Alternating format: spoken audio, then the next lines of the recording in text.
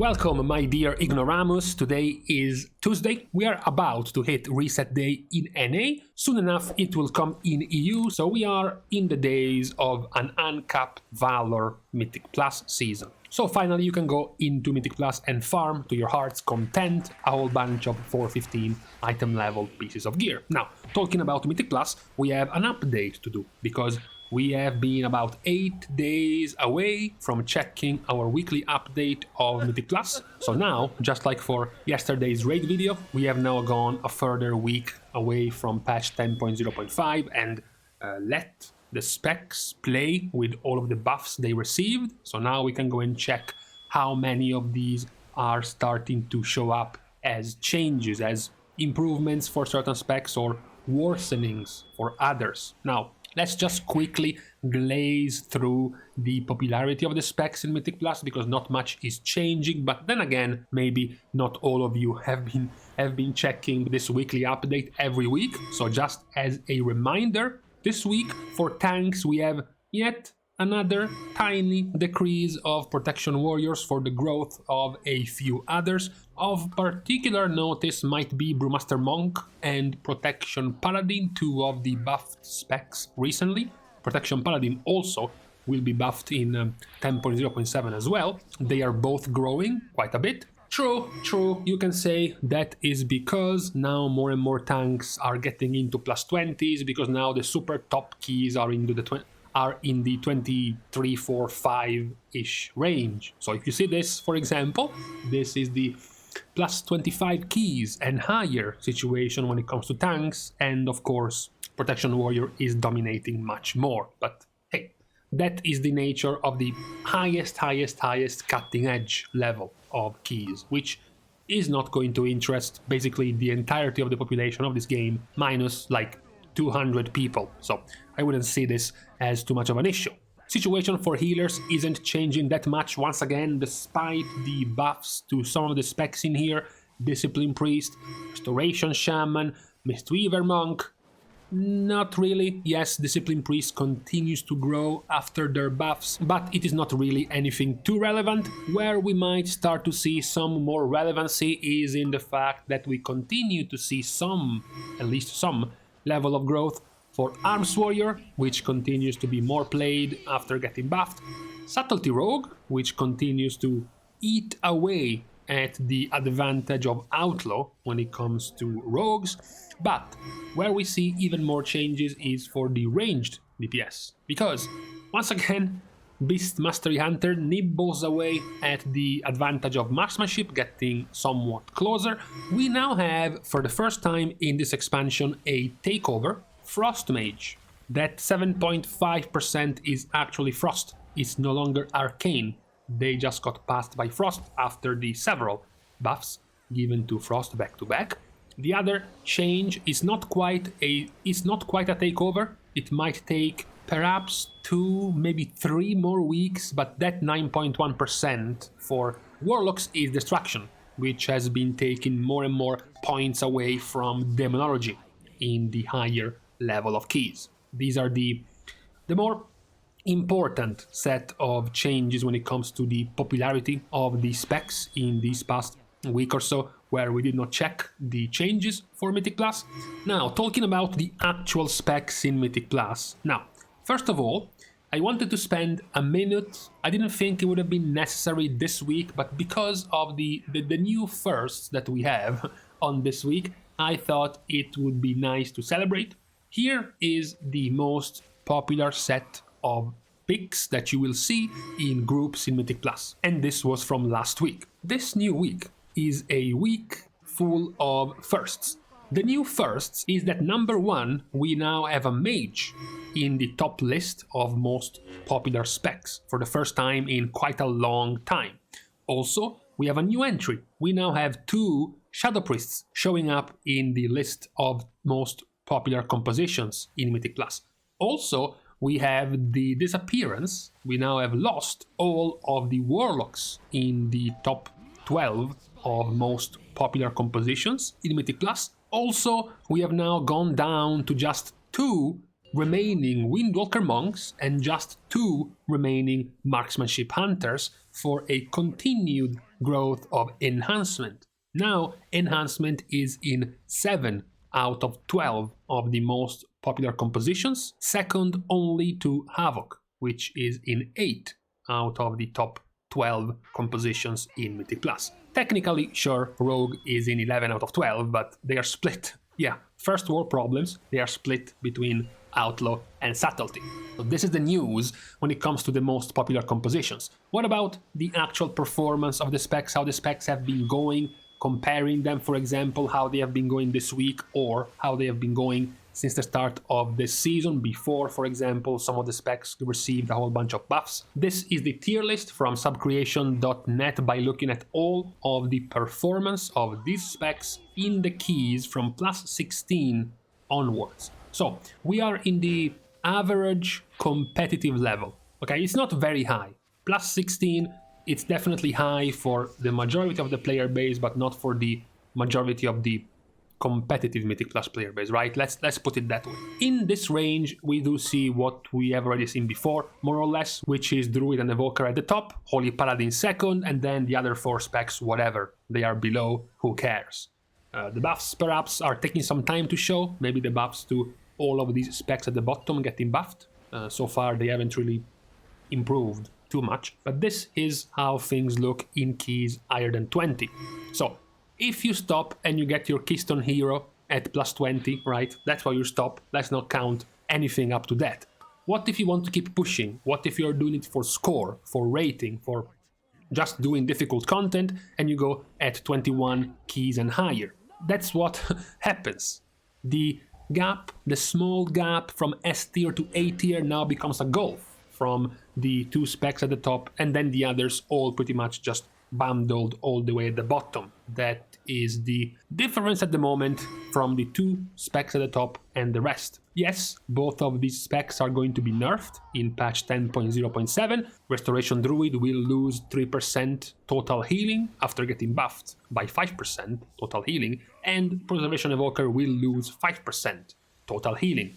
I don't think this is going to change too much compared to the current problem of healers in Mythic Plus. So quite a sad situation, but then again, this is only for keys at the very, very high level. This should be less than 1%, even less than that, of players actually engaging in this type of difficulty.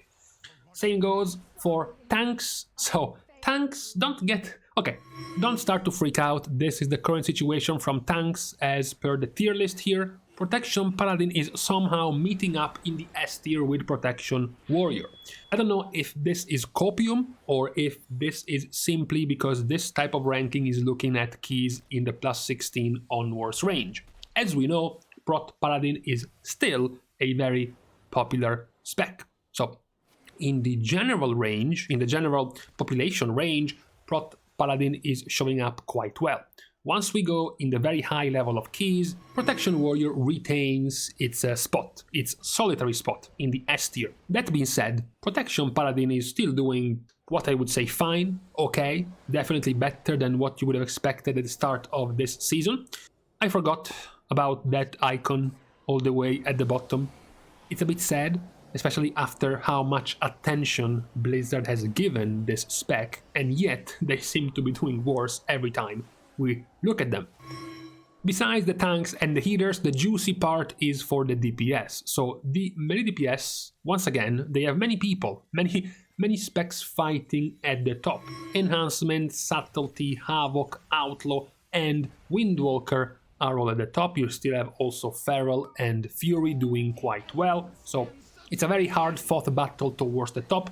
Once you look at the very high end of keys, they sort of spread into 2, they split into 2. Only Subtlety and Havoc make it into the S tier, while Enhancement, Outlaw, and Windwalker stay a little bit below them, but the rest does not really change. It's basically just an extra tier in between Feral and Fury in the B tier and Subtlety and Havoc in the S tier. You get this new A tier of the 3 specs that go down a bit once we are looking at the very highest of keys when it comes to melee DPS. At the bottom we have specs that we have seen there before for quite a while. In the case of survival, it might be about being weak. In the case of Frost Decay, the same. In the case of Assassination, perhaps it's due to simply Subtlety or Outlaw being so much stronger right now that even if Assassination could have all of the best rogue players move to Assassination and make it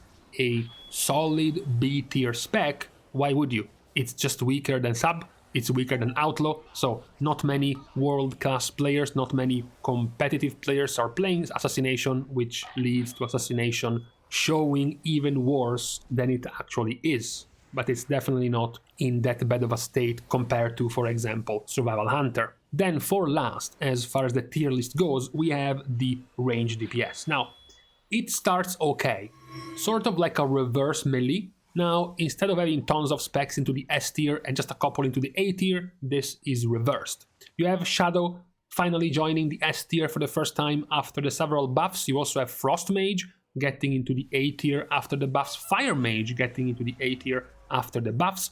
But once you move from the general population from plus 16 onwards to only looking at keys higher than 20, so the very highest level of keys, we go back at a deserted S tier for the range DPS.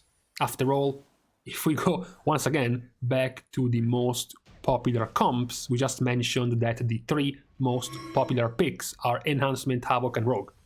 So it makes sense that the range DPS are not really that popular in the very high range of keys. So that is definitely why we are seeing this less output, less performance when it comes to range DPS in Mythic Plus keys at the very highest level. Now, talking about Mythic Plus keys, there is an update to be done, because it is of course always good to be listening to me. You know, last week when I told you we were about to have a tyrannical, spiteful, quaking week, I said, you know, it looks like a pretty decent push week. The affixes are not that dangerous, in particular in tyrannical, so it should be somewhat fine. Of course, my word became law, because this week, and we are on Tuesday, so the week is basically over, this week is now the worst week of the season. Yeah, that's why you should listen to me. Pretty easy push week. It's now all the way back to being the worst week of the season at an 84% success rate compared to all of the other weeks we have had so far in Season 1. Once again, we have the continuation of the fact that tyrannical weeks are the worst weeks and fortified weeks are the easiest weeks. All the bottom 3 are tyrannical weeks, all the top 3 are fortified weeks, so nothing really changing in this trend. We do get, however, a pretty worse week. It didn't sound that bad, to be perfectly honest, perhaps because this week I haven't really played that much on my healer, mostly on my tank, and I ignore Quaking on my tank, and I ignore a Spiteful on my tank, so perhaps that's why I didn't notice it too much as being too bad of a week. Talking about overall dungeons though, it's good to see that at the very least this week, after a series of relentless nerfs, most of the dungeons are slowly falling back in line into